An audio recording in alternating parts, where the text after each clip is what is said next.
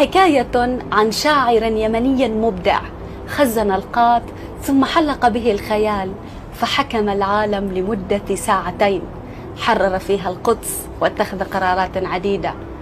قال في شعره: مضغت القات بعضا من نهاري مع صديقي عثمان الذماري، فما أن سار من وقتي قليل إذ الشعب يهتف باختياري، ونادوني أميرا رغم فقري، وأهدوني الحراسة والجواري. صعدت العرش والوزراء حولي، وأصحاب الفخامة عن يساري، فألزمت الرياح تهب شرقا لتحملني إلى دول الجوار، وأغلقت الحدود وكل شبر، وأنقذت البلاد من الدمار. ومن بعد الأمان ذهبت غربا ولم أرجع قليلا عن قراري، وقوات التحالف طوع أمري أوجهها فتعمل باختياري. جعلت الهند قاعدة لحرب، وأرض الترك صرحا للحوار.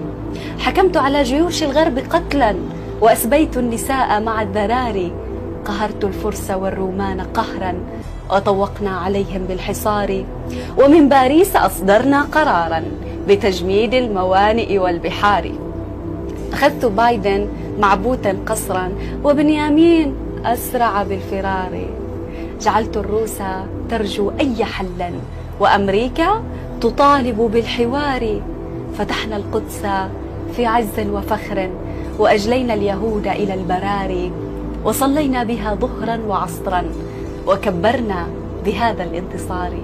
وحوطنا على الأقصى بسور، وطهرناه من رجس وعار. ومن ثم اتجهنا في شموخ لتطوير وأحداث حضاري. أعدنا الشام للإسلام فخرا، مقر الحكم والسوق التجاري. وفي بغداد شيدنا قصورا، وعاد اللاجئون إلى الديار. ومن صنعاء أصدرنا بيانا ودستورا لتوجيه القرار. ولما أن رميت القات ليلا، وناديت الحراسة والجواري إلي بالعشاء، فما مجيب ولم ألقى سوى ذاك الذمار. إنسان نبيل، حتى عندما حلق به الخيال فكر في العرب وفي الحلم العربي.